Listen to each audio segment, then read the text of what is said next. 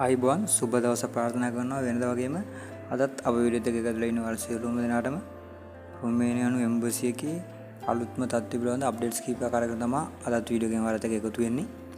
හරි එහෙනම් අපි යමු වීඩියෝ එකට. වීඩියෝ එකේදී කතා කරමු රොමේනියානු එම්බසි එකේ අලුත්ම අප්ඩේට්ස් මොනවද කියලා.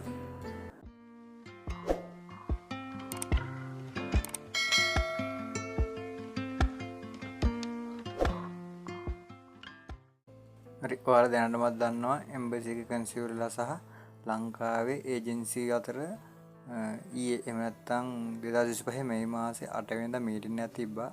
මේ මීටින් එකේදී විශේෂ කරුණු කිහිපයක් ගැන කතා කරලා තියෙනවා. අද අපි වීඩියෝ එකකින් කතා කරමු ඉන්ටර්විව් එකේදී කන්සියුලර්ලා කියලා තිබුණේ මොනවද කියලා. අපේ පොලිස් රිපෝට් සම්බන්ධයෙන් ඊයේ මීටින් එකේදී විශේෂයෙන්ම කතා කරලා තිබුණා. ඒ කියන්නේ ඔයාලා දැනටමත් දන්නවා අපි ඉන්ටර්විව් යන දවසට අපේ පොලිස් රිපෝට් ඇවිල්ලා තිබුණ නැත්නම් මුලින් අපිට පුළුවන්. ඒ කියන්නේ පහුගිය දවස් ටිකේ අපිට යාලා chance එකක් දීලා තිබුණා. ඒ පොලිස් රිපෝට් ඇවිල්ලා තිබුණ නැත්නම් අපිට සතියක් දෙකක් වගේ කල් දුන්නා පොලිස් රිපෝට් එක අරගෙන නැවතත් ඉන්ටර්විව් පේස් කරන්න. දැන් ඊයේ මීටින් එකේදී කියලා දෙනවා ආයි ඉස්සරහට කියන්නේ මින් ඉදිරියට එහෙම දේවල් කරන්න බෑ. අපි අනිවාර්යෙන් ඉන්ටර්විව් එකට පේස් කරද්දී පොලිස් රිපෝට් එක තියෙන්න ඕනි. ඒ වගේම අපි පොලිස් රිපෝට් ඇප්ලයි කරලා ඉන්ටර්විව් ඩේට් එකට පොලිස් රිපෝට් එක ඇවිල්ලා නැත්නම් අපිට ඒවා chance එකක් දීලා දීපා අපි පොලිස් රිපෝට් ඇප්ලයි කරු රෙෆරන්ස් නම්බර් එක ඉදිරිපත් කරලා ඉන්ටර්විව් පේස් කරන්න.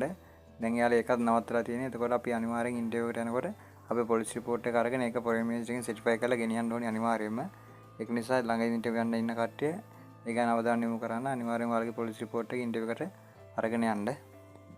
ඒ වගේම තමයි අපි මොකක් හරි අසනීප තත්ත්වයක් හේතුවෙන් අපිට අපොයින්ට්මන්ට් ඩේට් එක දවසට ඉන්ටර්විව් ෆේස් කරන්න බැරි වුණොත් අපි නැවත ඒකට ඩේට් එකක් ගන්න යනකොට රජීය රෝහලකින් ගත්තු මෙඩිකල් එකක් අරන් යන්න ඕනේ අනිවාර්යයෙන්ම. ඒ වගේම මේ මෙඩිකල් එක ෆොරින් මිනිස්ටර් එකෙන් සර්ටිෆයි කරලා තියෙන්න ඕනි.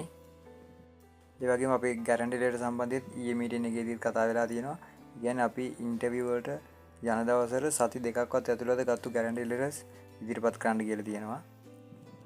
ඒ වගේම තමයි පාස්පෝර්ට් කලෙක්ට් කරගන්න යනකොටත් ඒජන්සි පාස්පෝර්ට් කලෙක්ට් කරගන්න යන ඒජන්සි අනිවාර්යයෙන්ම බියුරෝ රෙජිස්ටර්ඩ් ඒජන්සි වෙන්න ඕනි. එයාලා පාස්පෝර්ට් එක කලෙක්ට් කරගන්න යනකොට එයාලගේ ලයිසන්ස් ලෙටර් එක අනිවාර්යෙන් අරන් යන්න ඕනි. ඔයා සෙල්ෆ් කෙනෙක් නම් අනිවාර්යයෙන්ම පාස්පෝර්ට් එක කලෙක්ට් කරගන්න යනකොට ඔයාගේ පාස්පෝර්ට් එකේ කොපි එකක්, ඒ වගේම ඔයාගේ ඩෙන්ටිටි එක සහ ඔයා වීසා ෆී එක ගෙවපු රිසිට් එක අරන් යන්න අනිවාර්යෙන්. හරි මෙන්න මේ ටික තමයි ඊයේ මීටින් එකේදී කතා කරලා තියෙන්නේ. ඔයත් මේ ළඟදී ඉන්ටර්විව් පේස් කරන්න බලාපොරොත්තු වෙන කෙනෙක් නම් මේ කරුණු පිළිබඳව පොඩ්ඩක් අවධානය යොමු කරන්න. ඔයාලගේ පොලිස් රිපෝට් කලින් අරගෙන සර්ටිෆයි කරලා තියාගන්න. ගැරන්ටි ලෙටර්ස් ඉන්ටර්විව් යන්න සති දෙකක් වගේ ඇතුළත ගත්තු ගැරන්ටි ලෙටර්ස් අරන් යන්න. මීටින් එකේදී සාකච්ඡා කරපු කරුණු සම්බන්ධයෙන් මෙන්න මේ ටික තමයි ඔයාලා දැනුවත් කරන්න තියෙන්නේ. එම්බසි ඉන්ටර්විව් සම්බන්ධයෙන් කතා කරොත් SC නම්බර් 169 සහ 170 යන SC නම්බර්ස් වල කට්ටිය තමයි මේ දවස්වල කියන්නේ මේ මාසේ දෙවෙනි සතිය වෙනකොට ඉන්ටර්විව් වලට ෆේස් කරන්නේ. ඒ වගේම දැන් ඉන්ටර්විව් ඩේට් එනවා SC නම්බර් 171 172 සහ 173 සුළු ප්‍රමාණයකට ඇවිල්ලා තියෙනවා ඉන්ටර්විව් ඩේට් මේ මාසේ 3 වෙනි සතියට. ඔයාලත් මේ SC නම්බර්ස් වල ඉන්නවනේ කියන්නේ 171 172 173 174 ඉක්මනටම ඩේට් ඉෂුව වෙයි.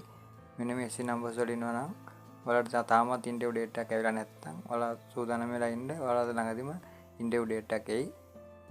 හරි මෙන්න මේ කරුණු ටික සම්බන්ධයෙන් ඔයාලා දැනුවත් කරන්න තමයි අද වීඩියෝ එක අරන් ආවේ.